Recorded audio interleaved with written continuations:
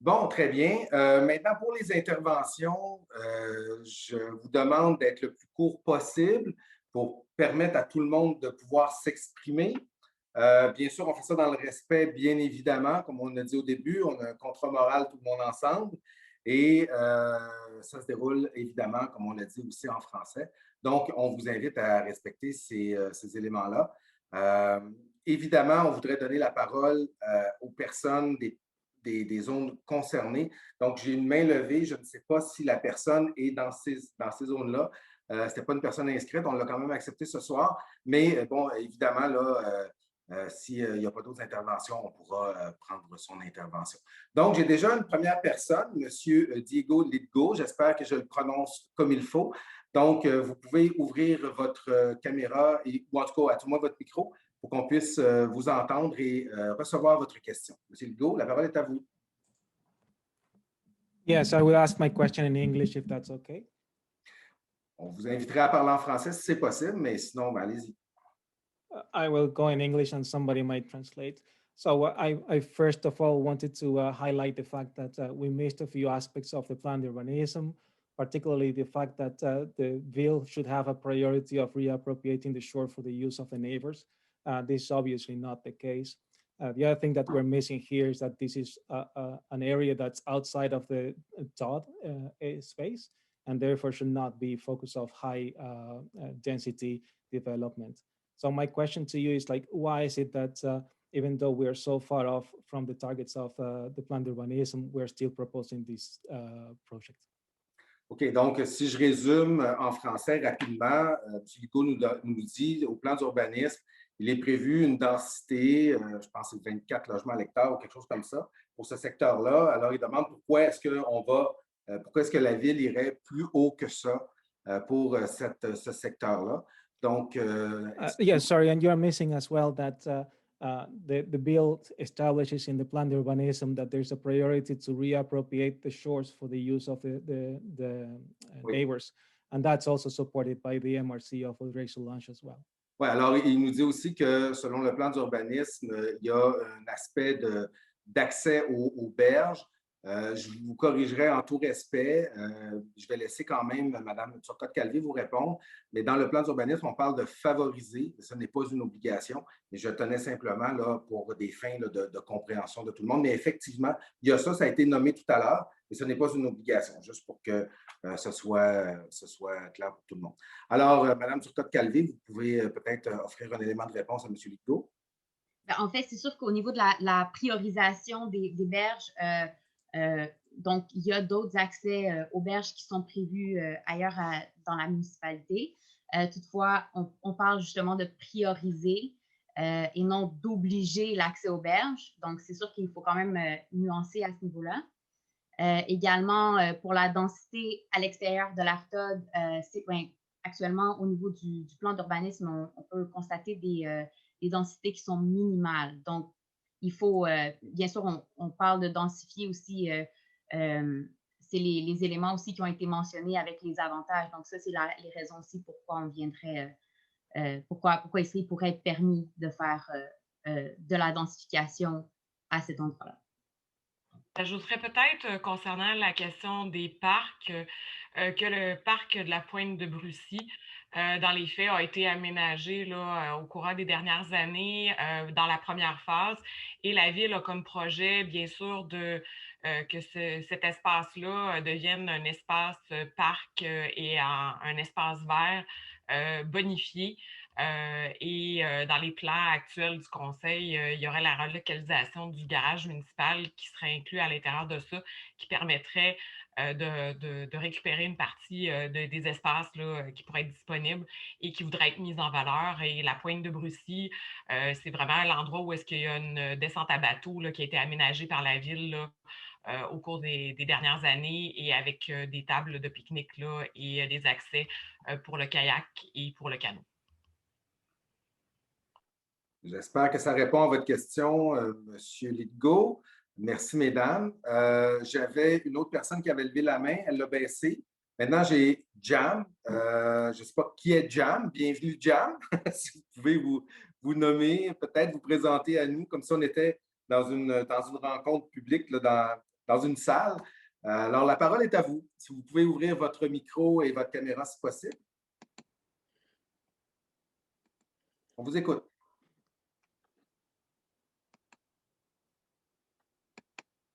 Est-ce que votre micro est ouvert? Oui, bonjour tout le monde. Je suis Jam, j'habite près de la projet, à 450 Boulevard Perrault, mais maintenant, là, j'ai la misère de sortir de mon stationnement, OK, comme il était. J'aime de savoir aussi, est-ce que la sauvé que vous avez prise, est-ce que c'est récemment avec le nouveau projet ou la sauvé de trafic, par exemple, que vous avez mentionné là, 75 ou quelque chose comme ça de véhicules de plus? Mais j'aimerais savoir si on va avoir plus et comment je vais sortir de ma stationnement. Et j'ai des autres questions. Est-ce que je peux poser toutes les questions à la même temps? On va répondre à celle-là tout de suite. Et je vous remercie pour votre effort en français. C'est très apprécié. Je laisserai peut-être soit M. de la Chevretière ou M. Laurence Picard répondre à cette question sur la sortie de l'entrée charretière, considérant la hausse de quelques véhicules, là, des 75 ou plus véhicules là, en heure de pointe. Donc, lequel de vous deux voudrait répondre à cette question? Donc, Yvan fait signe de Monsieur Lachance-Picard, si vous voulez répondre. Est-ce que vous voulez répondre? Oui, ben en fait, il y avait deux questions dans la question. Là. La première pour savoir si ça inclut l'autre projet, je crois aussi que j'ai cru entendre. Étant donné qu'il n'était pas possible d'avoir des comptages l'année dernière, malheureusement, on n'a pu avoir de données de 2020 ou 2019. Je ne sais pas en quelle année a ouvert, quand exactement a été fini de construire le Luxéo. Donc, effectivement, il y a peut-être un débit additionnel qui est relié à Luxéo. Mais c'est dans la même ampleur de projet. C'est que, à ce qu'on sache, ça devrait être dans les mêmes volumes de circulation là, qui sont générés par celui-là aussi. Là. Donc, encore une fois, on reste dans un nombre de débits générés qui est assez limité. C'est ça, mais concernant la problématique de sortir des accès, ça je comprends. Non, je ne crois pas que le volume qu'on parle en ce moment est quelque chose qui va changer complètement la donne là, entre on était capable avant ou on sera plus capable après. Si c'est problématique aujourd'hui, en termes de ressenti, je peux le comprendre aussi. Mais la réponse simple à la question, dans le fond, c'est que ces volumes-là de circulation ne viennent pas ajouter à cette problématique-là de façon marquée. 170 Tommaso, no hanno cambiato. 275. Sì. Oh, là, on est peut-être perdu un peu. Madame Jam, voulez-vous poursuivre? Oui, c'est moi ici. Oui, allez-y, on vous écoute encore. Votre deuxième question. OK. Parce le deuxième, c'est le trafic le matin. C'est beaucoup cette année avec le COVID et l'année passée, c'était bien, par exemple. Mais avant, là, le trafic était énorme. Tous les matins. ¿Quiere que otro? Hello? Oui, allez-y, continuez. Oh, OK. Le matin, le trafic était énorme. À la fin de le boulevard, pour tourner à droite, est-ce que vous pouvez faire quelque chose pour le trafic de tourner à droite tout le temps? Ou parce que souvent, où la lumière était là, est-ce qu'il y a quelque chose qu'on peut faire là-bas d'accélérer le trafic dans le matin? Bien. Pierre, je peux répondre? Bonsoir, madame. Bonsoir. Alors, Yvan Chevretière, DGA, directeur des services techniques à la Ville. Pour votre information, le conseil municipal, en décembre dernier, lors d'adoption du plan triennal d'immobilisation, a retenu des sommes importantes pour faire des travaux qui vont être réalisés à l'été 2021, donc dans quelques mois. Alors, ces travaux-là consistent notamment à l'aménagement d'une bretelle qui va permettre aux véhicules de libérer le flot de circulation qui est sur le boulevard Perrault, direction nord, vers l'autoroute 20, d'une part. Et également, il y aura un nouveau feu de circulation qui va être installé à cette intersection-là. Et comme Sébastien disait un peu plus tôt, le nouveau feu de circulation au coin de Grand Boulevard et 4e Avenue a déjà fait une différence. Et le nouveau feu qui sera installé va être synchronisé avec le feu de 4e, ce qui va également permettre de soulager le débit véhiculaire. Un troisième geste qui va être posé, pas cette année, mais en 2022, c'est de rendre la portion du boulevard Perrault entre Grand Boulevard et l'autoroute 20 à double sens, alors qu'actuellement, elle n'est que dans un sens, soit en direction sud jusqu'à Perrault. Alors, malgré l'étude de circulation qui confirme que le projet peut être réalisé sans impact majeur, bien les mesures additionnelles que je viens de vous annoncer n'ont pas été prises en compte dans les comptages, dans les simulations. Donc, ça va être facilitateur et ça devrait améliorer grandement la situation. Merci beaucoup. J'ai une autre question. Une petite dernière, parce qu'on a quand même quelques J'ai une gens. dernière. Allez-y. Est-ce qu'on peut l'évaluation de la propriété à côté de ici, est-ce que ça démulé ou enlevé? Évaluation. Vous voulez, est-ce que will it increase or decrease? Est-ce que vous voulez savoir si l'évaluation foncière de votre résidence va être affectée par le nouveau projet, c'est ça? That's right. OK. Madame Forget, est-ce que vous auriez peut-être un élément de réponse ou on prend ça en note puis on y revient? Je le prendrai en note. Ça sera à valider au niveau de nos évaluateurs. Moi, je ne sais pas, parce que le mandat est donné à l'externe au niveau des évaluateurs fonciers, mais je pourrais faire cette validation-là puis revenir pour la prochaine rencontre. OK. Merci beaucoup. Merci beaucoup, madame. C'est très apprécié. Maintenant, on aurait Madame Diane Nadeau. Madame Nadeau, si vous voulez ouvrir votre micro et peut-être votre caméra pour qu'on ait le plaisir de vous voir avec nous ce soir et vous pouvez prendre la parole. Donc, allez-y. Oui, bonsoir, merci. Merci pour la présentation en passant et tout le processus là, de communication aux citoyens, c'est important. Je pense que c'est une belle initiative de la Ville, il faut le soulever, c'est très, très, très important. Donc, moi, mon inquiétude, en fait, mon incompréhension, plutôt, je vais dire ça comme ça, c'est pourquoi 9 étages dans un site si bucolique. Et puis, je regarde Luxéo, ce qui a été fait avec 8 étages, qui est catastrophique au niveau, je trouve, de tout l'environnement, qu'on vient briser un environnement. On embarque un environnement urbain dans un environnement qui est vraiment plus paysan, plus tranquille, plus bucolique. En tout cas, moi, je trouve ça terrible. On essaie d'amener comme des éléments de ville dans une petite ville. Puis, je trouve qu'on va à l'encontre, dans le fond, de l'esprit qu'on a à l'île Perrault.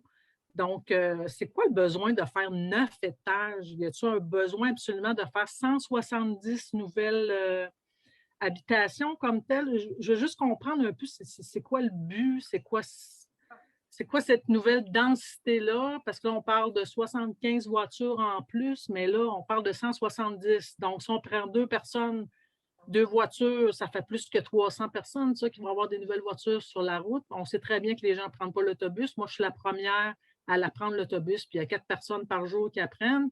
Fait que les gens prennent la voiture pour aller au train. Les gens ne prennent pas le transport en commun, là. Donc, oui, on comprend que la COVID, mais ça va avoir une fin. Puis déjà, au coin de la rue, au coin du boulevard et au coin de la 27e, les gens ne font même pas leur stop. La moitié du temps, on risque des accidents. Donc, en fait, il y a un paquet d'éléments que je veux comprendre. C'est surtout au niveau de la...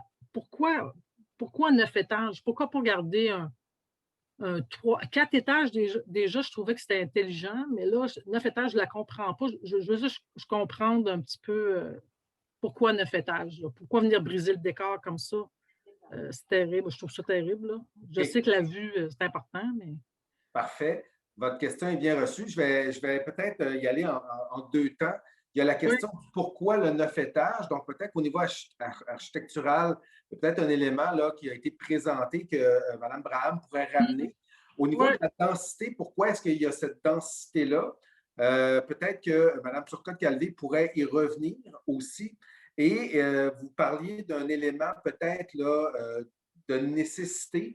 Je ne sais pas si le promoteur voudrait donner aussi un élément de réponse ou y revenir. Parce qu'on parle quand même de 170, on parle de multifamilial, mais c'est des condos, est-ce que je comprends? Oui, il y a du 5,5 là-dedans, donc effectivement. Oui, mais on s'entend qu'il n'y aura pas grand-famille qui va acheter ça, là. Fait que donc, on va surtout. C'est ça que j'essaie de comprendre, c'est quoi le besoin de. On parle de famille, mais c'est où est-ce qu'ils vont aller, la famille, là-dedans? Je veux dire, il n'y a pas... Normalement, les condos, à ma connaissance, il n'y a pas grand famille qui achète ça. C'est plus des petites maisons, puis un peu d'espace pour... Fait que je suis un peu surprise de l'approche multifamiliale. Là. De là, la densité de 170, là, je veux comprendre. OK, on a bien compris. Je vous remercie beaucoup. Puis si vous avez besoin de compléments, ne gênez-vous pas pour revenir. Oui. Donc, premier élément, pourquoi est-ce qu'on a découpé ça en 4, 6, 9 étages? Mme Braham, premier élément.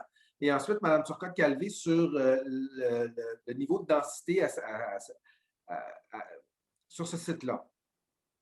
Oui, bien, au fond, par rapport à la gradation qu'on a proposée, donc c'est ça, le projet initial proposait un 7 étages. Donc, la préoccupation de la ville a tout de suite été immédiate de dire que sur le boulevard Perrault, on voulait avoir une hauteur inférieure.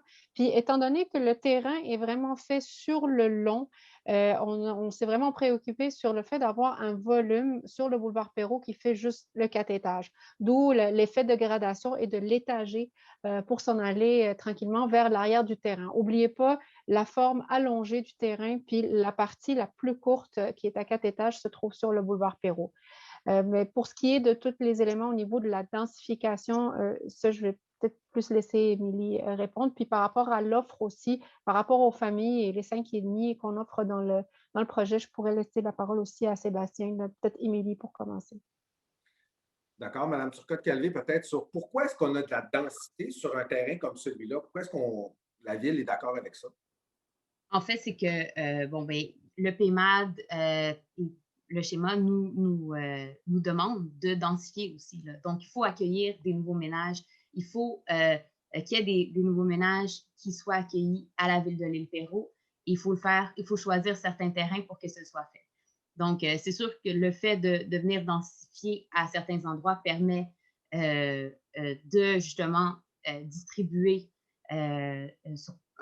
tous les coûts afférents à une municipalité sur un plus grand nombre de familles et de citoyens. Là. Donc, on a un plus grand nombre de ménages, donc la Ville peut se permettre aussi d'offrir des services qui sont en lien avec tout ça, là, cette nouvelle... Moi, j'aurais une question pour vous. Est-ce qu'on a validé, est-ce qu'on peut avoir comme une idée, là, Luxéo, présentement, là, on parle combien de familles qui est installées là? On ne parle pas de familles, certains, on parle de couples, peut-être sans enfants, mais il ne doit pas avoir un très grand pourcentage de familles qui s'est installées là, à ma connaissance.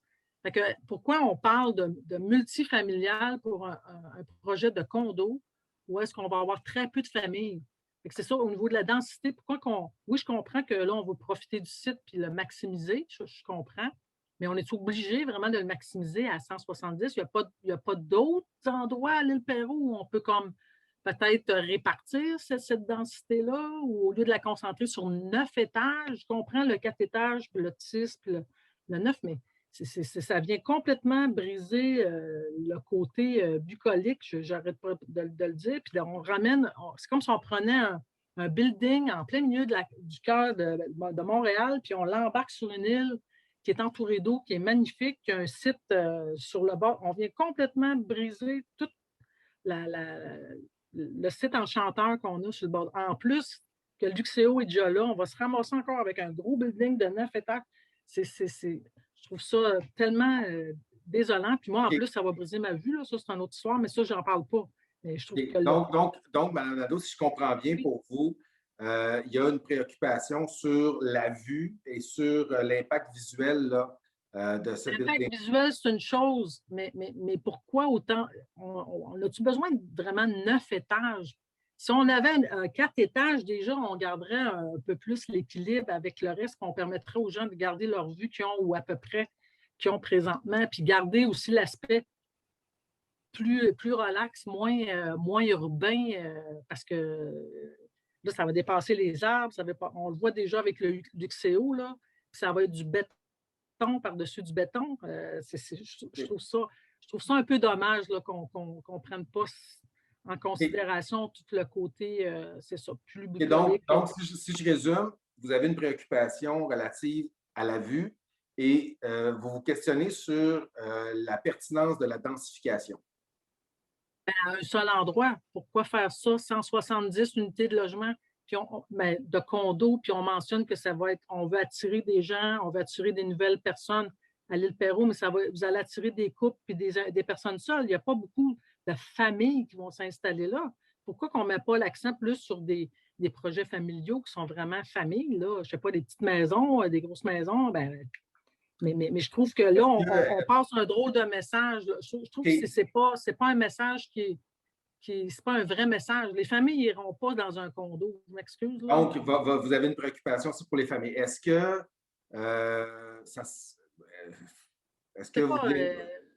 j'essaie juste de comprendre, parce qu'on essaie comme un peu de faire un peu la publicité autour de la famille, mais... OK. Je vais laisser peut-être Mme Turcotte-Calvé terminer sa réponse, puis ensuite, on va aller du côté du promoteur qui a peut-être un élément de réponse pour vous. Et j'ai d'autres personnes là, qui sont en attente. Oui, donc, excellent. Oui, je vais laisser la parole aux autres. Il n'y a pas de problème. Merci.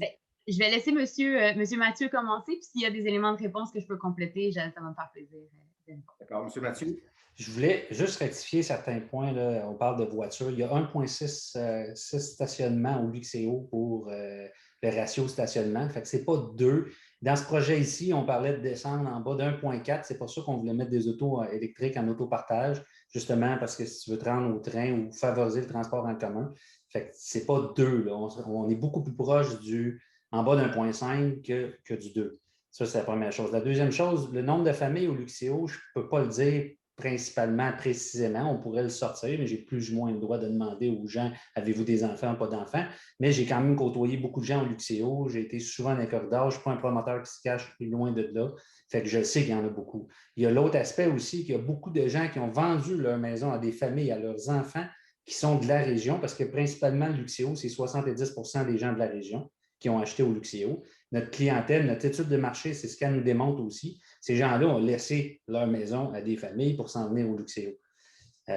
La densité, c'est toujours, je sais que c'est un problème. Moi, je prône la densité depuis plusieurs années. J'ai fait partie oui, ce n'est pas dans ma cour, les sites Internet qui sont connus à Montréal et ailleurs. Le principe est simple, c'est que moi, je suis pas pour la déforestation de tout le Québec pour faire une maison aux 40 000 pieds carrés comme on est en train de faire. Je considère qu'on veut attirer des gens, on veut faire de la mixité dans un projet. Bien, c'est sûr que si je fais un projet de 50 condos, bien, il n'y aura pas de mixité. Il faut s'entendre là-dessus, c'est certain. Si on veut de la mixité, ça prend une certaine densité pour pouvoir faire des condos à 150 000, puis peut-être le penthouse à 500 ou 600 000. Mais si on me dit, fais juste 30 condos, bien, ou on fait une maison, bien, il n'y a pas de mixité, là, ça va être un multimillionnaire qui va acheter là. Fait que c'est ça le principe derrière de faire de la densité, c'est de créer une mixité dans le projet, une mixité de culture dans une ville. C'est exactement ce qu'on a fait au Luxéo. Et je pense que si on se fie aux études de marché, il y avait un besoin pour ça, puis on répond aux besoins. Monsieur Mathieu. J'espère que j'ai répondu aux questions du mieux que je pouvais. Là, mais... OK, parfait, Mathieu. Mais je trouve qu'on ne respecte pas l'environnement, malheureusement. Je trouve qu'on ne respecte pas l'île Perrot, on ne respecte pas le côté plus village, plus nature, on amène juste un gros building de Montréal en région. C'est tout ce qu'on fait. En tout cas, moi, je trouve qu'on n'est pas respectueux des gens qui sont déjà là. Puis, en tout cas, je trouve ça un peu difficile. Merci pour les réponses, par contre, j'apprécie. Merci, Mme Nadeau. Monsieur Mathieu, avant de peut-être passer la parole à Mme Turcotte-Calvé, j'ai quelqu'un ici en message privé qui me demande est-ce qu'on a la proportion des 3,5, 4,5, 5,5, là, des divisions? Est-ce qu'on a déjà une idée ou est-ce que c'est à venir? On a une étude de marché, mais je ne la connais pas par cœur. Puis là, je pense que je serais mieux d'attendre la prochaine rencontre. Je vais la relayer comme il faut. On a fait une étude de marché de tout l'environ de Pincourt, ça va jusqu'à Saint-Zotique. Vraiment le secteur extérieur à Montréal. Il ne faut pas prendre le secteur Montréal, parce que le secteur Montréal est beaucoup plus 70 3,5, très peu de 4,5, mais dès qu'on sort de la couronne, c'est beaucoup plus, on est beaucoup plus proche plutôt de l'inverse. Habituellement, on a 70 à peu près de 4,5. Puis tu as peut-être 25 de 3,5 puis 5 de 5,5, ça varie là-dedans. Mais je pourrais revenir avec les chiffres plus précis en réalisant mon étude de marché, là, mais c'est dans cette sorte de grandeur-là. Parfait. J'espère que ça répond à votre question. Mme Turcotte-Calvé, est-ce que vous vouliez compléter la réponse concernant la densification? En fait, c'est de parler aussi des cycles de vie, de garder des familles aussi, parce que quand on parle de famille, on ne parle pas seulement de ménages, donc 2 parents avec un enfant, mais aussi des enfants qui grandissent, des premiers acheteurs. Donc, essayer de autant attirer des nouveaux ménages, mais être capable de garder aussi toutes les tranches d'âge à la ville de l'Île-Perrot. Donc, c'est aussi ça de garder, donc d'avoir plusieurs typologies de logements. Donc, oui, l'unifamilial, mais aussi ça prend des condos. Puis donc, ce projet-là comporte différents types de condos, donc justement différents types de clientèle. C'était aussi... Est-ce que ça peut avoir un impact, parce que la question a été posée aussi tout à l'heure, sur les autres secteurs de ville de l'Île-Perrot, notamment sur la densification? Si ce projet-là devait voir le jour, quel impact ça pourrait avoir sur les autres? Parce que vous aviez présenté aussi tout à l'heure, sans vous mettre des mots dans la bouche, là, mais j'ai retenu que vous aviez présenté tout à l'heure qu'il y a... il ne reste plus beaucoup d'espace à développer à la ville de l'Île-Perrot. Donc, si ce projet-là devait voir le jour avec cette densité-là, relativement, par exemple, à la réglementation, quel genre d'impact ça pourrait avoir? En fait, c'est de moins le faire ailleurs aussi. Donc, c'est de balancer aussi. Il y a un certain principe de balancer. Est-ce que c'est garanti que ça ne se fera pas ailleurs? Je ne peux pas le garantir comme ça maintenant, mais c'est sûr que donc, quand on vient densifier, c'est ça, on vient accueillir, on vient générer des revenus supplémentaires pour la ville. Et donc, ça permet de faire, laisser les gens qui sont déjà à l'Île-Perrot, ça permet de souffler aussi parce que ça a un impact aussi financier, comme Mme Forget l'a présenté tout à l'heure aussi.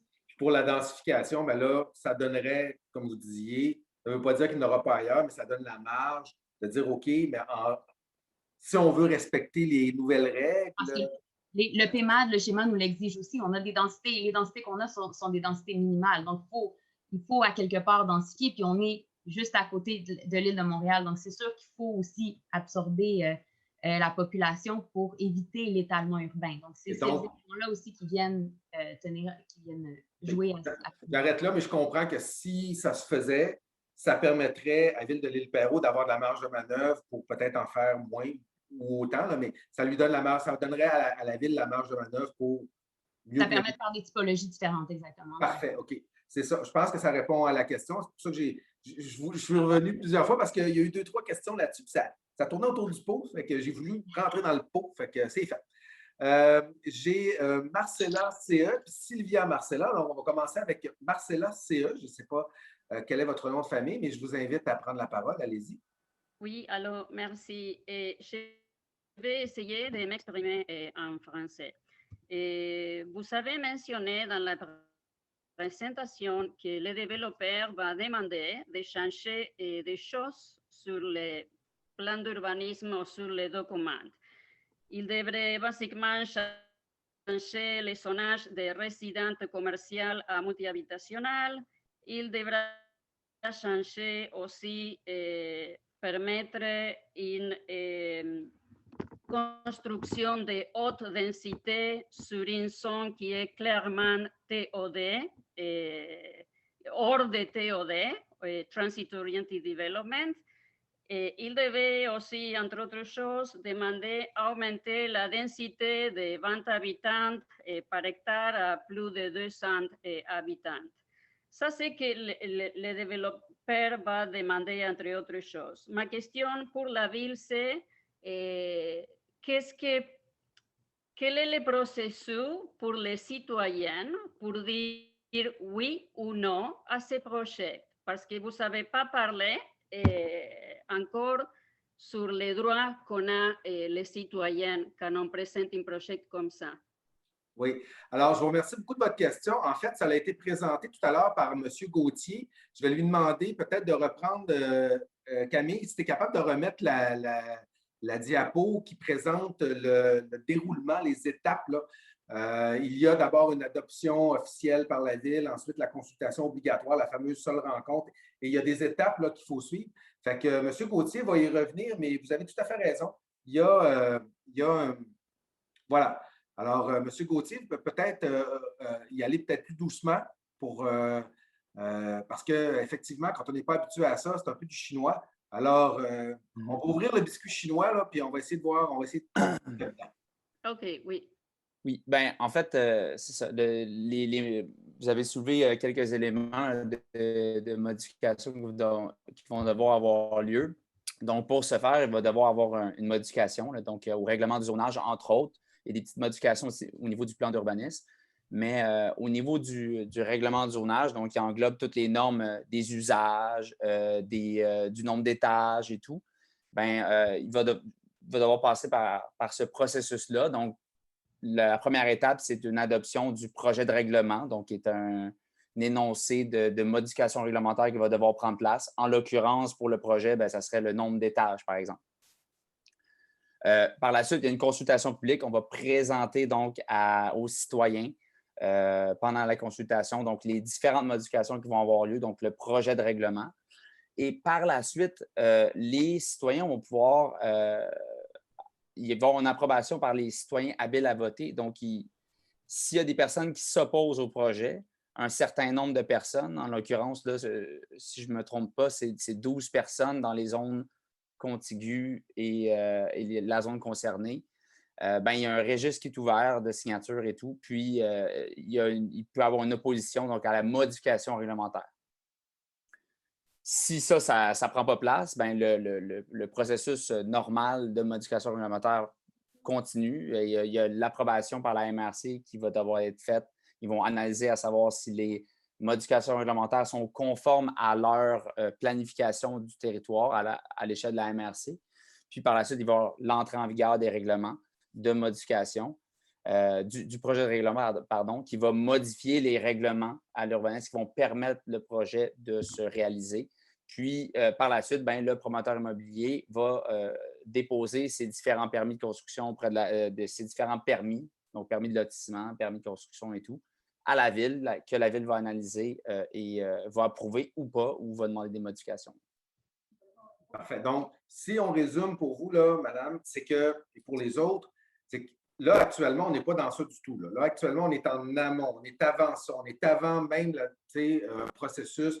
Comme je vous disais tout à l'heure, à la fin de notre démarche, le conseil municipal va avoir suffisamment d'informations pour décider est-ce qu'il continue avec ce projet-là, qu'actuellement on considère comme étant fort valable pour toutes les raisons qui ont été exposées, ou pas. Alors, mais ça, cette décision-là va se prendre à la fin de la démarche. Et si effectivement ça va de l'avant, à ce moment-là, il va y avoir, comme M. Gauthier l'a expliqué, et donc toute la procédure va vous être à ce moment-là réexpliquée. Donc, vous pourrez demander l'ouverture de registre en disant je m'oppose à telle partie du règlement. S'il y a suffisamment de signatures, là, il y a une ouverture de registre. Puis là, les gens viennent signer le registre. S'il y a suffisamment de signatures, la Ville dit est-ce qu'on fait un référendum ou pas? Bon. Alors, c'est ce qu'on appelle une procédure d'approbation référendaire.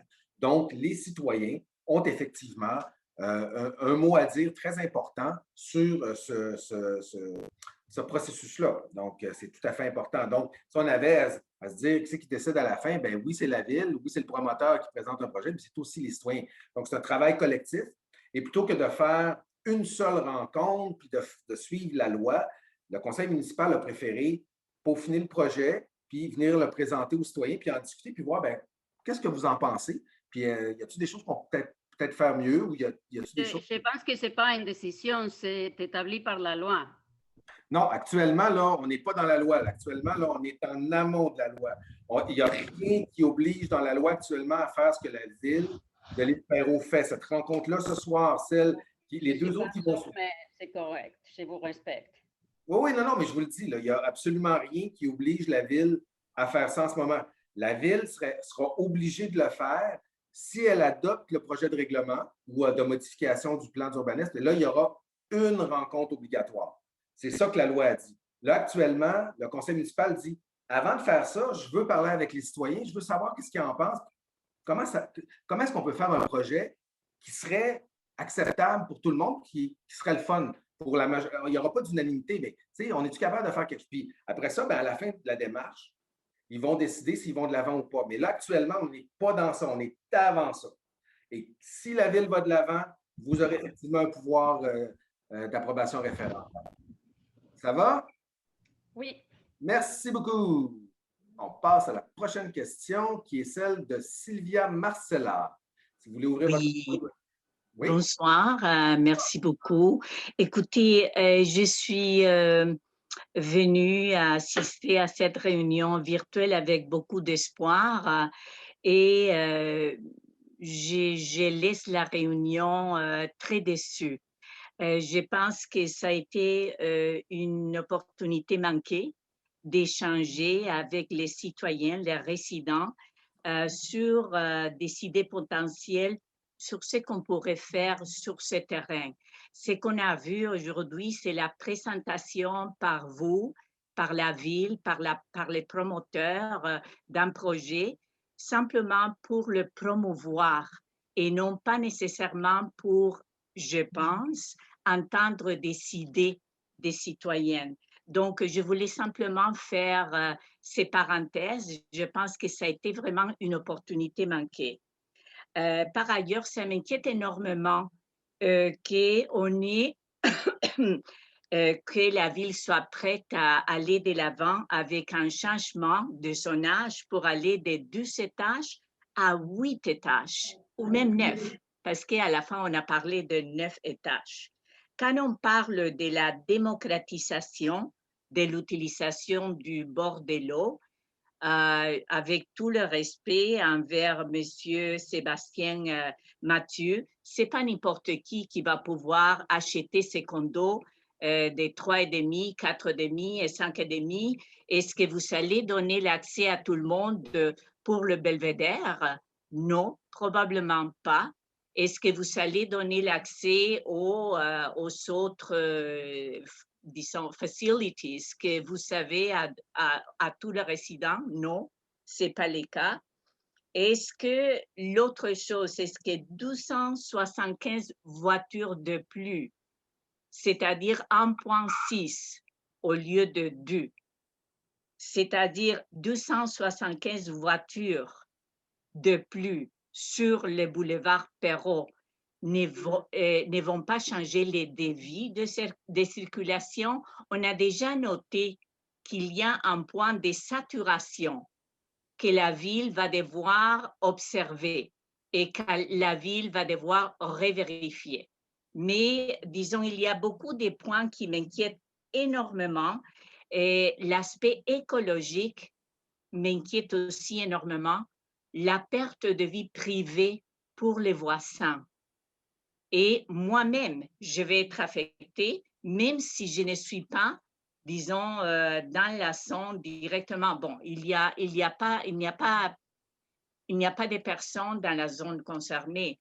Et l'autre chose que je voudrais exprimer, même si je respecte énormément la langue française et le Québec est mon pays d'adoption, moi, ça me choque énormément qu'on demande à quelqu'un qui est anglophone de parler en français et de un peu mépriser sa participation parce que la personne ne parle pas l'anglais, parce qu'il paie des taxes à même titre que que nous tous. Et ça m'inquiète énormément, je vous dis honnêtement. Mais ça, c'est à part. Je ne veux pas rentrer dans cette conversation, mais c'est quelque chose qui m'a blessée parce que moi, quand je suis arrivée au Québec, mon pays d'adoption, je ne parlais pas le français. Et maintenant, je peux le parler très couramment avec vous. Mais il y a des gens que ça fait pas longtemps qu'ils sont ici. Donc, c'est quelque chose qui me touche personnellement. Merci beaucoup. D'accord. Bon, là, on avait des. Est-ce qu'il y a peut-être, M. Picard, vous voulez peut-être revenir sur l'étude de circulation, à savoir que 275 nouvelles voitures, ça pourrait affecter la circulation ou pas, ou peut-être revenir sur l'impact. Ben oui, en effet, là-dessus, je peux revenir rapidement là, sur ce qui a déjà été présenté. Là. En fait, c'est que 275 voitures, en fait, on est à 1,4, c'est un peu en dessous, mais ces voitures-là ne se déplacent pas évidemment toutes en même temps. Là. C'est pour ça qu'on regarde des heures de pointe et l'impact sur le boulevard Perrault. Je crois que la ville de l'île Perrault est déjà en train d'intervenir sur les endroits névralgiques de son réseau. Elle l'a démontré par les annonces qui ont été faites. Ensuite, au niveau des conditions de circulation, oui, on a mentionné qu'il y avait une approche qui était problématique. Elle n'est pas problématique au point où on ajoute un projet et ce n'est plus fonctionnel. C'est que oui, il y a une perte de capacité, mais comme mentionné, il y a des moyens assez faciles de corriger ces problématiques-là. L'intention au niveau de la présentation était vraiment de ne on ne veut pas cacher de l'information, il y a une problématique, mais en même temps, on arrive avec des solutions cette situation-ci, en fait, qu'avec un minutage, ça pouvait être corrigé, mais je crois que la Ville va encore plus loin avec les propositions qu'ils font au niveau du réaménagement de l'intersection. Parfait. Bon. Je vois passer quand même quelques commentaires. Je vais me permettre peut-être d'intervenir à ce stade-ci de gens qui considèrent que peut-être ce n'est pas un processus de participation publique. Juste vous rassurer en vous disant que ce soir, c'est la présentation de l'ensemble des données relatives au projet. Donc, c'est certain qu'il y a des présentations et on commence le dialogue ce soir. On dépasse quand même là, déjà le temps qui nous était alloué. Je vais fermer la période de questions parce qu'il reste quand même 4-5 personnes. Je vais les prendre. Là, et il y aura d'autres rencontres. Je vous l'ai dit au départ, c'est prévu. Il y a également une page sur le site Internet de la Ville qui va être ouverte pour ce projet-là. Donc, vous pourrez émettre vos commentaires. Vous pourrez faire des mémoires si vous le souhaitez, que ce soit favorable, défavorable, ou si vous avez des suggestions à faire, bien évidemment. Vous pourrez aussi poser des questions. C'est fait en toute transparence. En fait, c'est ça, je pense que c'est important aussi de se le rappeler. Donc, ce soir n'est qu'une première rencontre pour vous donner l'ensemble des informations. Je voyais tantôt passer, on pourrait voter tout de suite. Non, c'est pas. Ce soir, on reçoit les premières questions. Il y aura d'autres rencontres qui sont prévues pour ça, pour approfondir aussi la conversation. Donc, j'ai devant moi là, M. Fred Dumoulin, Patrice Laliberté, Julie Flambert et Lucie Laforêt. Et si vous voulez bien, je terminerai la liste d'interventions après Mme Laforêt. Et pour les autres questions, celles qu'on n'a peut-être pas bien répondu ce soir ou que vous aurez, vous ne vous gênez pas, vous pourrez nous écrire à l'adresse courriel c'est certain que lors de la prochaine rencontre, je vous en reparle tout de suite après. Toutes les questions vont trouver leur réponse, là, ça c'est certain. Donc, Monsieur Dumoulin, Fred Dumoulin, oui, la parole est à vous. Oui, bonsoir. La question, c'est pour Monsieur Mathieu. Donc, la question, c'est malgré le fait que ce n'est pas obligatoire, le plan serait peut-être plus acceptable pour les voisins s'ils avaient accès au bord de l'eau. Est-ce qu'il y a question de donner un droit d'accès et sinon, pourquoi pas?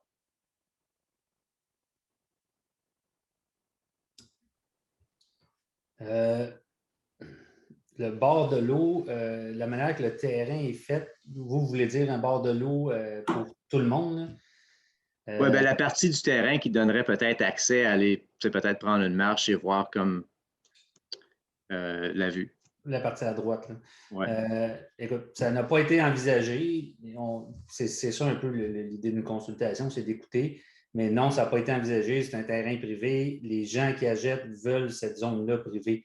Est-ce qu'avec la ville, il y aurait des démarches à faire? Ça n'a pas été du tout envisagé. C'était pas dans le proforma de faire ce genre de choses-là. Est-ce que quelqu'un veut ajouter quelque chose sur l'accès ou le volet privé du terrain? Non, ça va? OK. Très bien. Merci, M. Dumoulin, pour la question. Maintenant, M. Patrice Laliberté. Oui, parfait. Bonsoir. Bonsoir. On vous écoute. La parole est à vous. On est content. Vous êtes le premier qu'on voit en personne. Ah oui? Voir un visage humain. Bon. Ça ne veut pas dire que les autres, vous n'êtes pas humains. C'est juste qu'on ne vous voyait pas, là. C'est correct. Oui. OK. Écoutez, j'ai plusieurs questions qui m'ont venues en tête parce qu'il y a beaucoup de contradictions dans tout ce que j'ai vu jusqu'à maintenant. Ce que je voulais, une de mes premières questions, c'est au point de vue justement encore de l'accès routier. Oui, M. Picker. J'aimerais savoir, est-ce que vous avez tenu en compte de la circulation qu'il y a à Saint-Anne?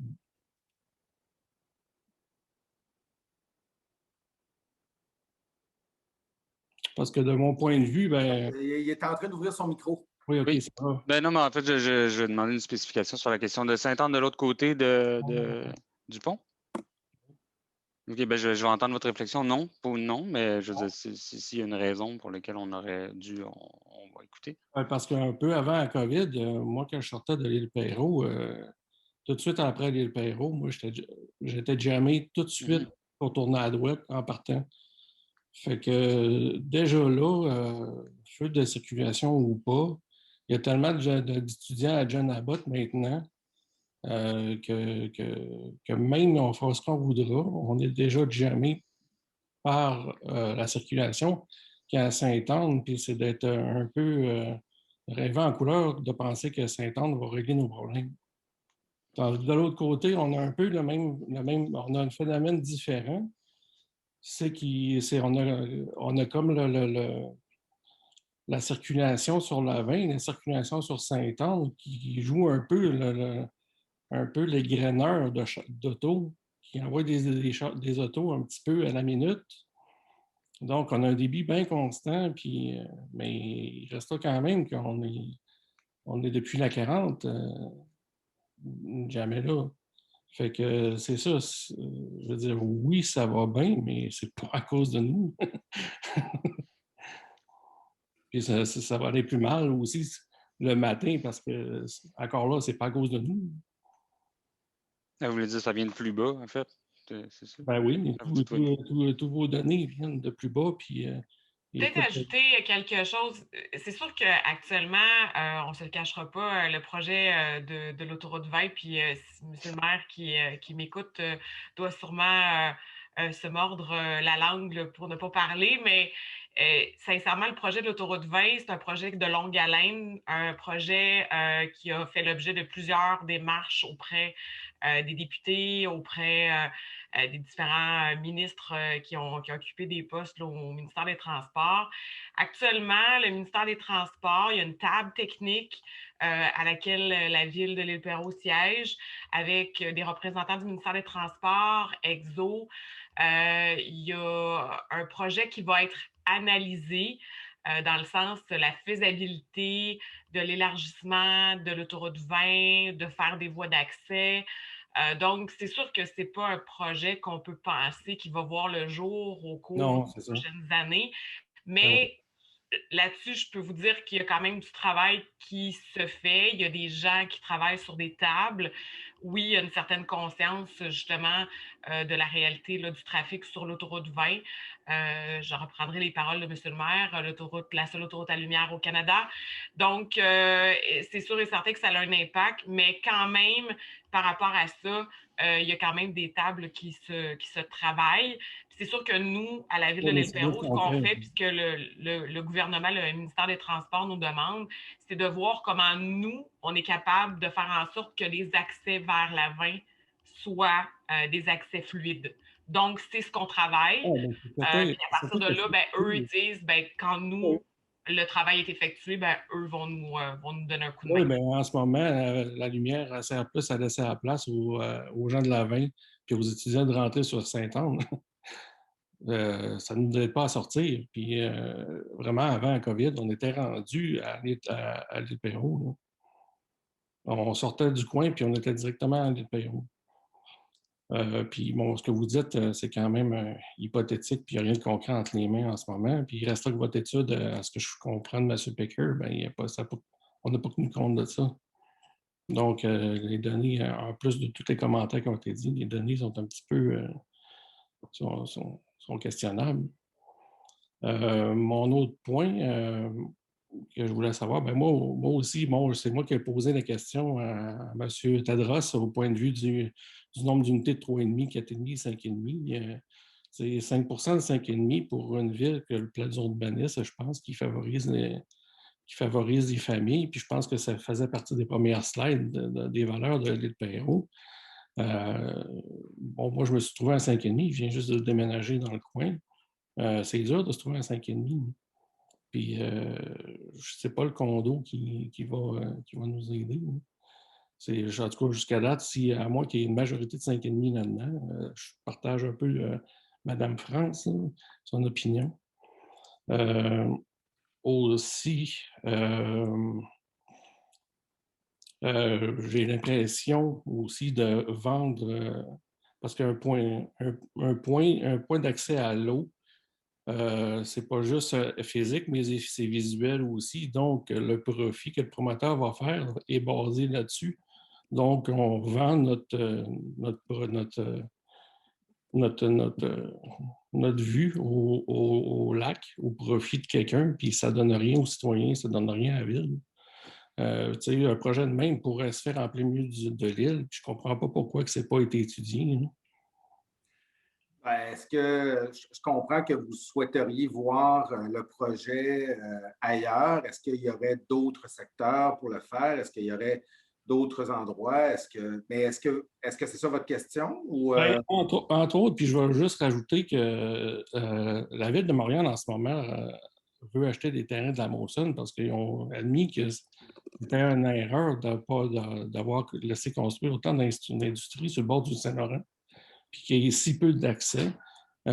Si on voit des villes qu'on aime beaucoup, puis qui ont un accès à l'eau, puis où est-ce que c'est vraiment privilégié, on a Boston, on a Amsterdam, où c'est vraiment les citoyens, les gens qui vivent alentour, il y a vraiment un accès et on n'a pas un mur de Berlin alentour de l'île pour cacher notre vue. Donc, je ne sais pas, est-ce que ça a été comparé? Est-ce que ce point de vue a été étudié? Et on a compris ça de ces orientations-là. Direct à côté que la Ville de Montréal nous dit que fait ce constat-là. Est-ce que quelqu'un veut répondre? Ou, oui, M. de la Chevretière. Oui, j'aurais peut-être un commentaire, monsieur. En fait, deux commentaires, M. Laliberté. Oui. J'entends bien, puis on entend bien vos préoccupations qui, en soi, sont légitimes. Par contre, vous avez fait un commentaire à l'effet que le projet ne rapportait rien à l'ensemble des citoyens. Mme Forgette l'a bien énoncé tantôt. C'est ce que j'ai dit. C'est ce que j'ai compris, je m'excuse. Oui, c'est pour ça que je vous corrige aussi. Allez-y, je vous écoute. On vend notre point de vue, notre espace, c'est ça, notre point de vue. C'est comment je pourrais dire, c'est ça, de voir le ciel, de voir alentour, de voir un grand espace devant nous.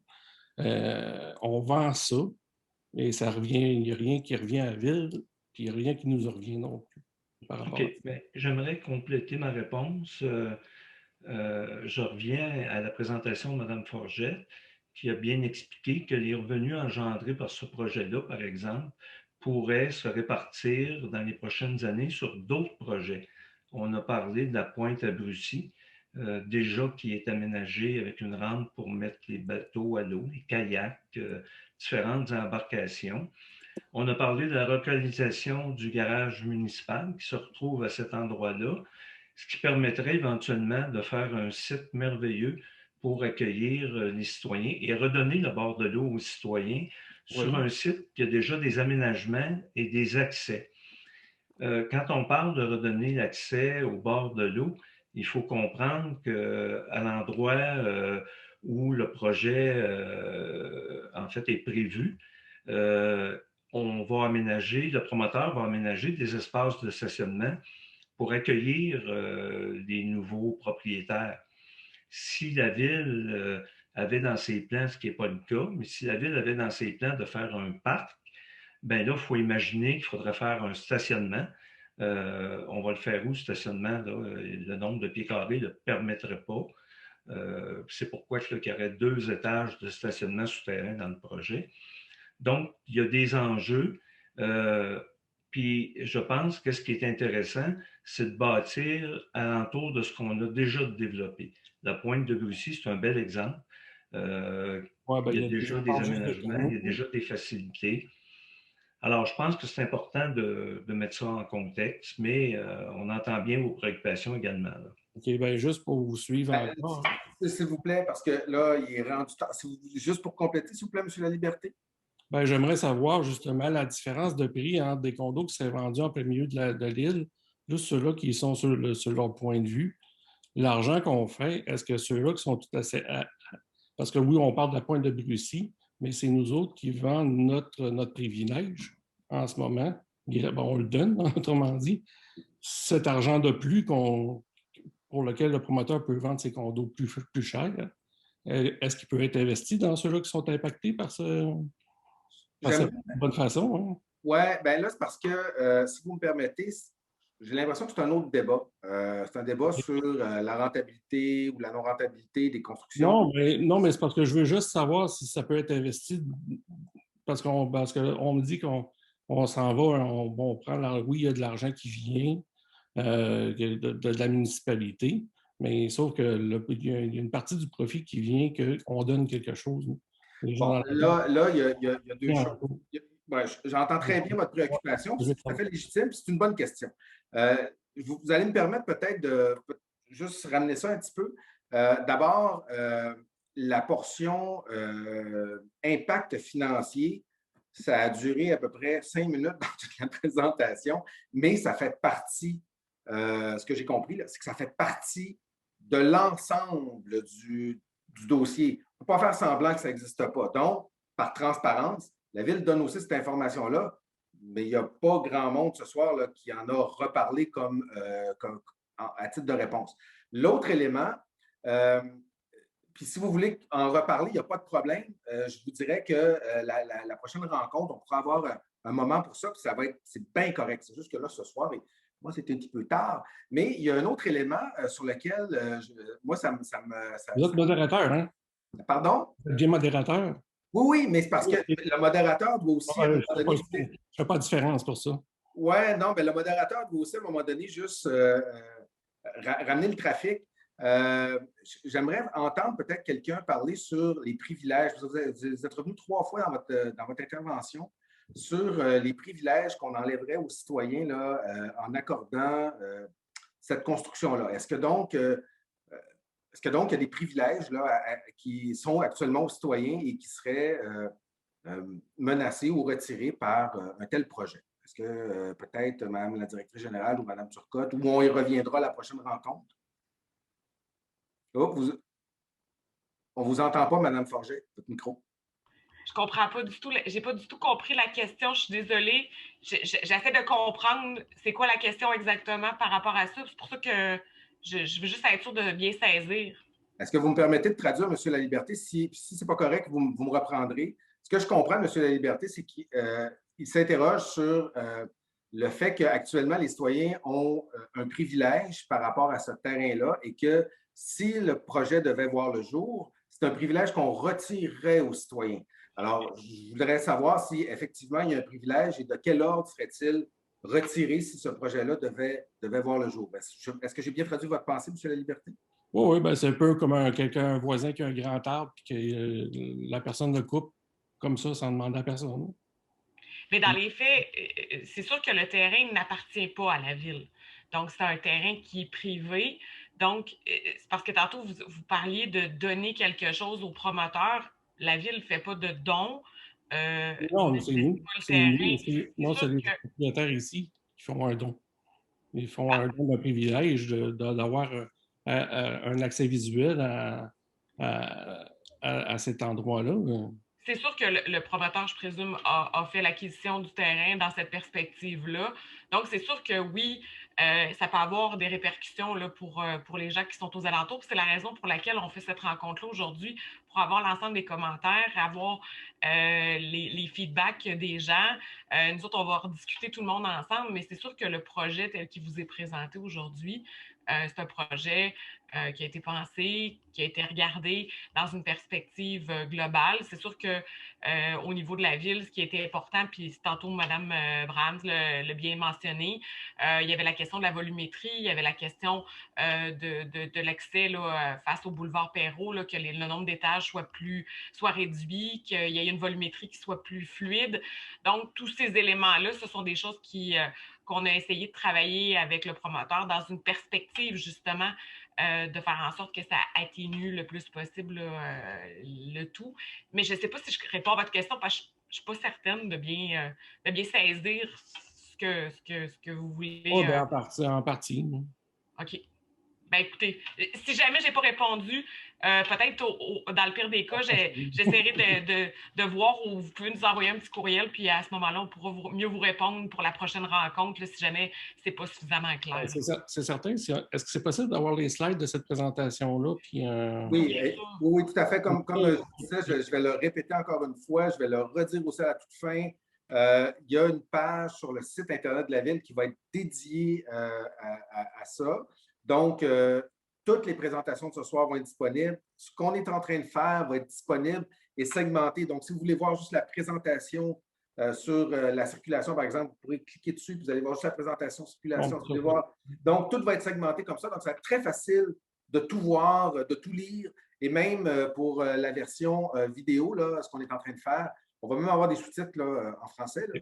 Donc, ça va être sous-titré. Donc, oui, tout est transparent, tout est disponible. On peut vous renvoyer des questions en avance. Oui, tout à fait. Et c'est ce qu'on souhaite. Donc, j'ai envoyé le courriel. D'ailleurs, il y a des courriels qui ne devaient pas être envoyés. Mon ordinateur a fait un OK. Je ne sais pas ce qui s'est passé, mais j'ai envoyé quand même l'adresse courriel pour les questions. Je vais la retourner tout à l'heure et ça sera aussi sur le site. Donc, je vous le donne en mille. La prochaine rencontre est prévue le 16 mars. Donc, vous allez avoir le temps de poser des questions, d'envoyer vos commentaires. Et lors de cette rencontre-là, il y en a une autre prévue le 12 avril. Donc, pendant ces rencontres-là, la parole est bien sûr à vous et on aura l'occasion de retravailler. Là. On espère d'avoir plus d'élus, moins de modérateurs la prochaine fois. En fait, les élus, écoutez, c'est une très bonne question. Dans un processus de participation publique, les élus sont en observation. Ils ne participent pas parce que ce n'est pas un débat politique, ce n'est pas un débat c'est un débat sur un projet. Alors, est-ce que le projet convient, ne convient pas? S'il ne convient pas, y a-t-il moyen qu'il convienne? De quelle façon? Est-ce que les citoyens ont des suggestions? Est-ce que c'est possible de faire des choses ou pas? Et à la fin de la démarche, les élus vont avoir suffisamment d'informations pour se dire est-ce qu'on continue avec ce projet-là? Est-ce qu'on va de l'avant? Là, on rentrait dans le processus. Là, oui, je comprends, mais je m'attendais à ce que les élus nous disent qu'est-ce qu'ils pensent du projet, puis quel compromis qu'ils ont fait, puis qu'ils n'aiment pas. Puis... Bon, alors, je vous inviterai à aller revoir la présentation parce qu'au début, d'abord, il y a M. le maire qui a donné quelques éléments relatifs à cette question-là, puis c'est une excellente question. Et il y a aussi dans la présentation de Mme Brahams les éléments que parce que ce que j'ai compris aussi, c'est que ça fait plus d'1 an là, que ce projet-là est travaillé.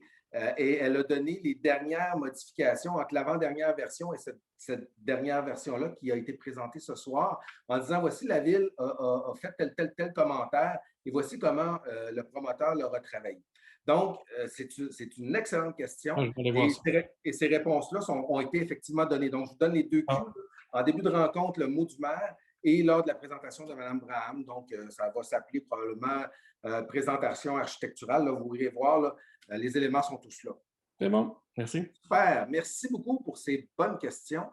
Maintenant, il me restait une personne, M. Richard Séguin. M. Séguin, si vous voulez vous joindre à nous. Il est ici quelque part. Correct, je suis là. Hello? Oui, vous m'entendez? Allez-y. Je vais te montrer aussi, là. Bon, parfait. Attendez, je vais être là aussi. Là. Oui. Je fais. Là, on dit, we cannot start the video because the host has stopped it. Bon. Je viens de vous envoyer une petite requête, M. Séguin, donc simplement confirmer. Start my video. Bon. Voilà. Parfait, on vous voit. Bienvenue. Bon, c'est une observation que je veux faire. Allez-y. Le projet Luxuo, okay, qui est le même projet, c'est le même promoteur, il est acceptable pour la simple raison que où est-ce qu'il a été construit, près de la 34e avenue puis le boulevard Perrault, la descente, la pente entre le boulevard Perrault et le lac Saint-Louis est très accentuée. Donc, en construisant le Luxuo, ben, les premiers 4 ou 5 étages de la 4 là, est camouflé, on ne les voit pas. Mais lorsqu'on arrive au niveau du boulevard Perrault, ben là, on voit 3 à 4 étages, qui est conforme, selon la ville, pour des habitations, des constructions là, résidentielles. Mais nous, près de la 28e avenue, c'est la pente est très peu, là. Il n'y a pas beaucoup de pente. Que si on met 9 étages, c'est sûr qu'on en voit au moins 8 dépasser. Alors là, on bloque la vue de bien des gens. Puis nous, on demeure dans les condos qui sont sur la 28e avenue. Tout le long de la 28e avenue, à partir du bois Perrault jusqu'au lac Saint-Louis. Alors là, si on le garde dehors, c'est sûr qu'on va voir un 8 à 9 étages. Puis ça va bloquer notre vue. Puis ça, c'est pas correct. Pas juste notre vue, mais l'ensoleillement. Pas qu'à d'autres facteurs. Alors, c'est l'observation que je voulais faire. Merci. Il me resterait une personne, mais j'aimerais quand même que peut-être Mme Braham revienne sur la question de l'ensoleillement. On a eu, c'est revenu ce soir quand même à 2-3 reprises. On ne l'a pas attrapé au vol, là. Mais là, puis je l'ai vu aussi passer dans les commentaires. Peut-être revenir sur cette question-là d'ensoleillement, s'il vous plaît, Mme Braham. Ben, oui, au fond, comme je l'ai déjà expliqué, donc oui, il y a une question d'ensoleillement, mais présentement, la rangée d'arbres qui existe déjà sur le terrain, donc ces arbres-là projettent déjà de l'ombre sur le terrain, sur les terrains qui sont voisins. Donc, quand on a fait l'étude d'ensoleillement pour le 7 étages, on avait vu que la ligne du 7 étages ne dépassait pas la ligne d'ombrage des arbres qui sont là, qui sont existants.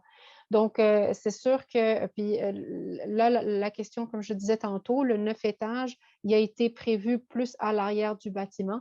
Donc, oui, il va y avoir un impact, mais beaucoup plus sur les résidences qui sont situées à l'arrière du site. Puis encore une fois, surtout aux équinoxes en début de journée.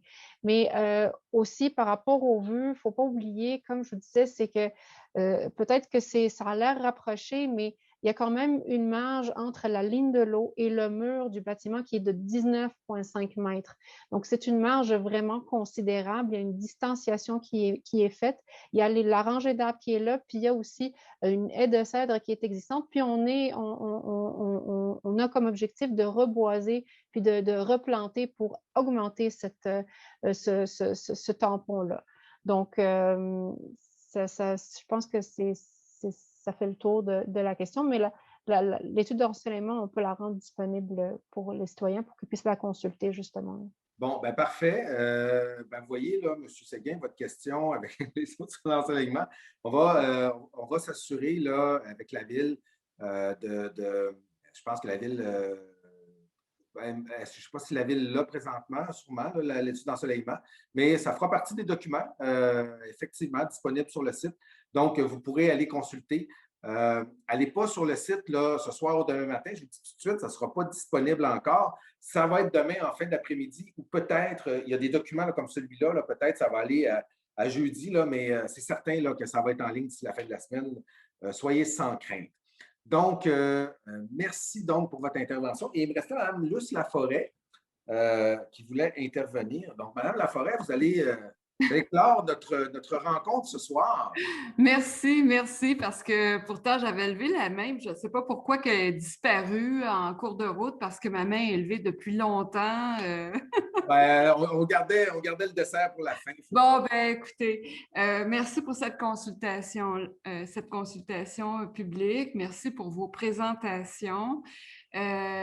Écoutez, moi, je rejoins d'ailleurs M. Séguin, Mme Nadeau, en tout cas, toutes les interventions qui ont été faites au niveau de la valeur du secteur qui vient, en mon sens, être brisée totalement au niveau de la vue, etc.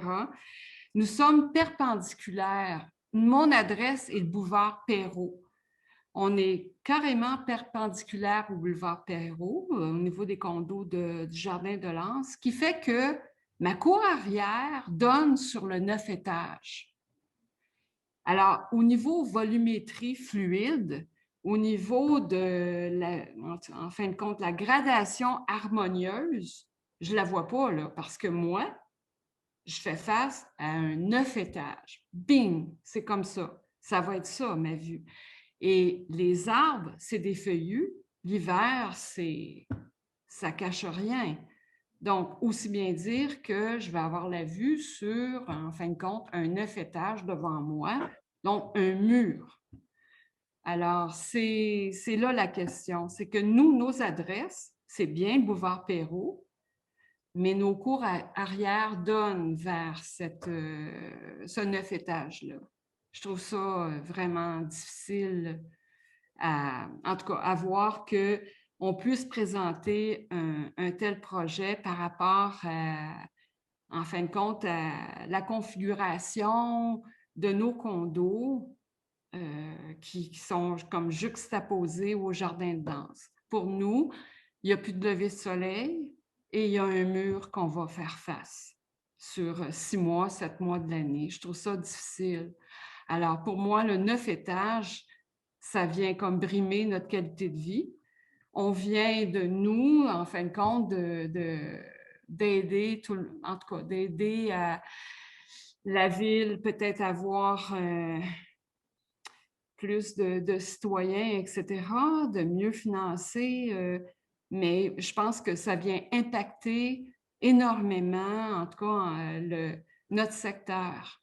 Et puis quand je regardais le plan directeur d'aménagement, on parlait de la 28e avenue comme étant un endroit bucolique, avec une forêt, avec des arbres matures, qu'il fallait préserver cet environnement-là, que c'était un beau secteur riverain qui donnait une accessibilité, puisque à l'époque, c'était un restaurant, etc., donc les gens pouvaient y avoir accès. Là, oubliez ça. Ce sont les propriétaires qui vont avoir accès à cet endroit-là. Fait que je me pose réellement des questions par rapport à la ville, comment nous présenter un projet de 9 étages. Moi, je n'ai rien contre qu'il y ait, en tout cas, des habitations sur ce terrain-là, il n'y a pas de problème, mais pas nous mettre un mur comme un mur qui vient tout détruire le paysage ou l'environnement qu'on a. Alors, c'était mon commentaire. Puis, je trouvais aussi que M. Gauthier nous présentait bien, en tout cas, les préoccupations au niveau du zonage, au niveau des changements de la réglementation. C'est ça qu'on fait face là, actuellement. Parfait. Bien, merci. On a pris bonne note de vos commentaires et de vos impressions. Alors, avant de passer la parole à M. Séguin, je demanderais, pour nous souhaiter la bonne nuit, je demanderais peut-être à Camille de remettre peut-être la présentation sur les suites qui vont maintenant nous être proposées.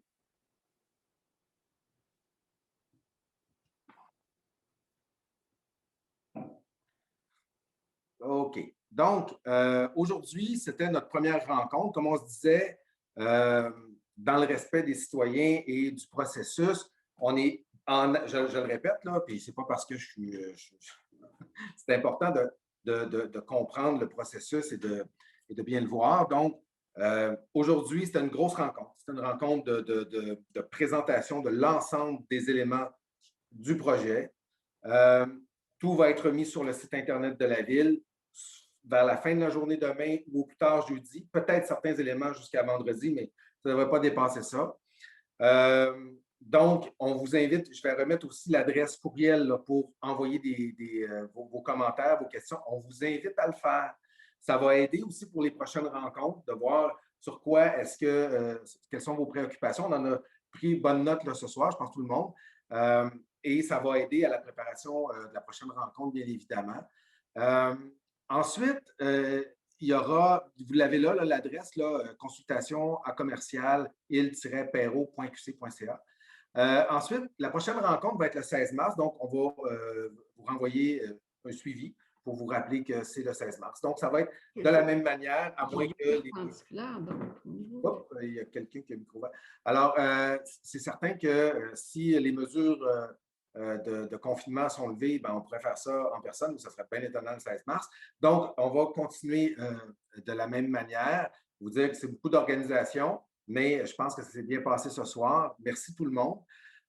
Et ensuite, la troisième rencontre, comme je vous disais, la deuxième, ça va être des échanges, des réponses aux questions, peut-être des ateliers de travail aussi, on verra, dépendamment là, des commentaires et des questions qui sont posées. S'il y a des choses qui reviennent, il y a des thèmes là, qui semblent ressortir. Donc, peut-être qu'on pourra voir comment, justement, là, travailler ça, tout le monde, pour voir ce que vous en pensez. C'est ça qui est important, c'est de connaître vos opinions, de voir s'il y a des choses qui peuvent être faites mieux ou pas. Donc, tout est ouvert, OK? Tout est ouvert. La parole va vous appartenir, bien évidemment. Et également, la troisième rencontre, excusez-moi, c'est tout petit, c'est le 12 avril qu'elle est prévue. S'il y a des modifications au projet, donc là, le 12 avril, c'est là que ça va vous être présenté, puisque la prochaine fois, on va plus répondre aux questions, travailler, voir ensemble qu'est-ce qui est possible de faire ou pas. Et le 12 avril, dépendamment de tout ce qui aura été produit, fait, travaillé, peut-être qu'il y aura à ce moment-là une présentation des modifications qui auront été apportées. Et sinon, si les modifications n'ont pas été apportées ou retenues, ben, il y aura des explications sur le pourquoi ce n'est pas possible et qu'est-ce qui peut être, et le cas échéant, qu'est-ce qui peut être fait à la place. C'est possible, bien sûr, pour répondre aux préoccupations et aux souhaits. Au besoin, on s'est laissé une porte ouverte pour peut-être une quatrième rencontre si jamais on sentait que le besoin était là, si vous en sentez aussi le besoin comme citoyen, citoyenne. Donc, là, il n'y a pas de date encore, ça serait à planifier si le besoin se fait sentir, mais ça serait prévu là, si nécessaire. Donc, voilà, si le besoin se fait sentir. Donc, j'espère que c'est pas pire. Est-ce que vous avez des questions sur la suite des choses? Ça semble être clair pour tout le monde. Parfait.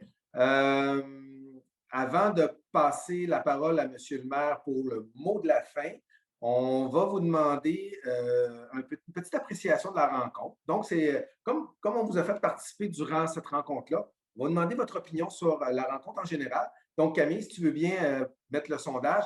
Là, n'oubliez pas de dérouler jusqu'à la fin parce que je pense que là, on a 4 questions.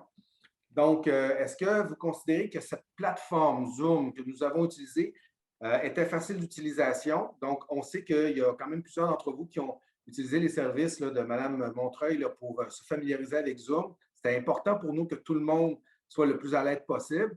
Donc, est-ce que c'était très facile, assez facile, peu facile, pas du tout facile? Les explications et le soutien technique offert étaient utiles pour faciliter votre participation. Donc, c'est ce que je viens de vous dire par rapport à Mme Montreuil, mais également, là, pendant la rencontre, vous avez pu profiter du support technique par téléphone.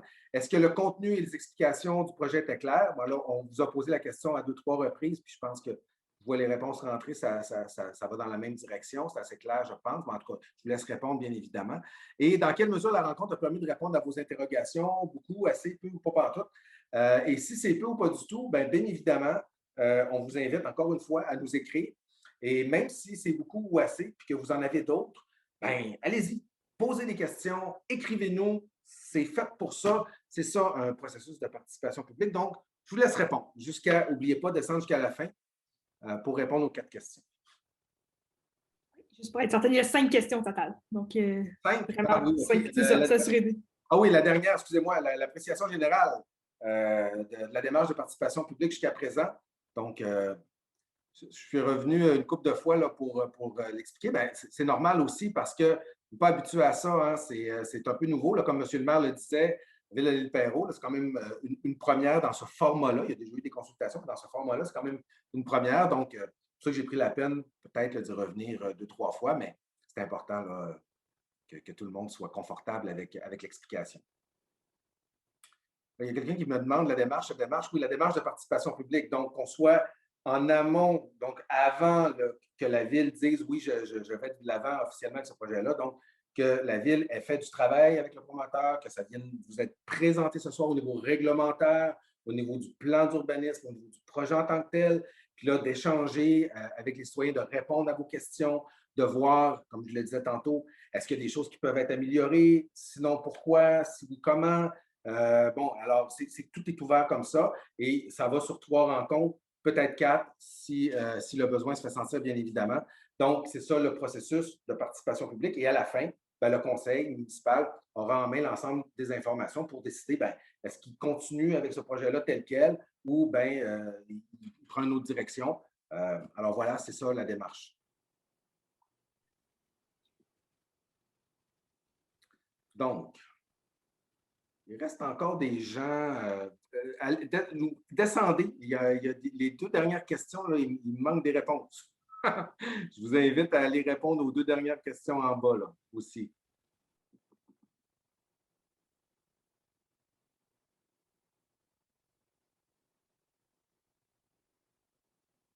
Bon, bien, je pense que ça va être ça. Alors, Camille, si tu veux bien. Bon, alors, parfait. C'est 100% de gens qui ont trouvé que ça s'est bien passé avec Zoom. Tant mieux. Les explications et soutiens techniques, encore là, on est dans le 96%. Peut-être que la personne qui a répondu que ce n'était pas très utile, peut-être qu'elle n'en avait pas besoin. Mais les gens qui s'en sont servis, j'imagine que ça a été utile pour vous. On est bien contents, tant mieux. Est-ce que le contenu des explications du projet était clair? Ben là, on est au-dessus de 80%, donc tant mieux. Si pour les 4-5 personnes qui ont répondu que ce n'était pas très clair, n'hésitez pas, encore une fois, à nous poser les questions pour la prochaine rencontre. Dans quelle mesure la rencontre a permis de répondre à vos interrogations? Quand même pas mal, près de 70%. Donc, tant mieux. On est bien content de ça. Et quelle est votre appréciation générale de la démarche? Bien, vous êtes très content là, de voir cette démarche-là entreprise par la Ville. Donc, tant mieux, tant mieux. Ça voudra dire qu'on aura, j'espère, la chance de vous avoir avec nous lors de la prochaine rencontre le 16 mars prochain. Donc, il est rendu 22h15. Ça a été une bonne, grande et longue soirée, très enrichissante. Et pour le mot de la fin, je laisserai M. le maire vous adresser la parole.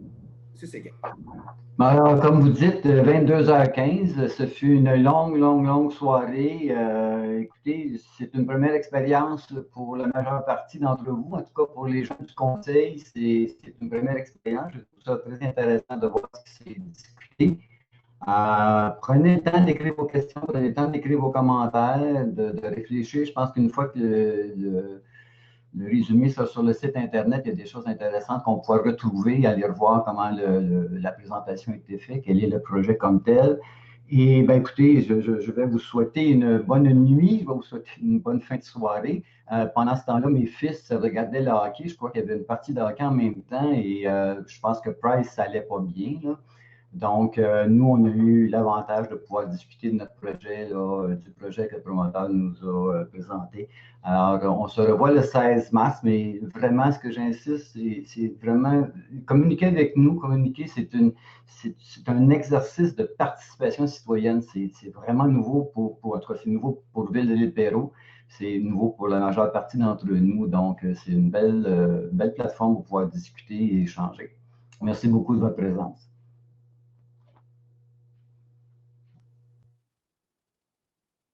Alors, Camille, tu peux éteindre. Merci tout le monde. À la prochaine.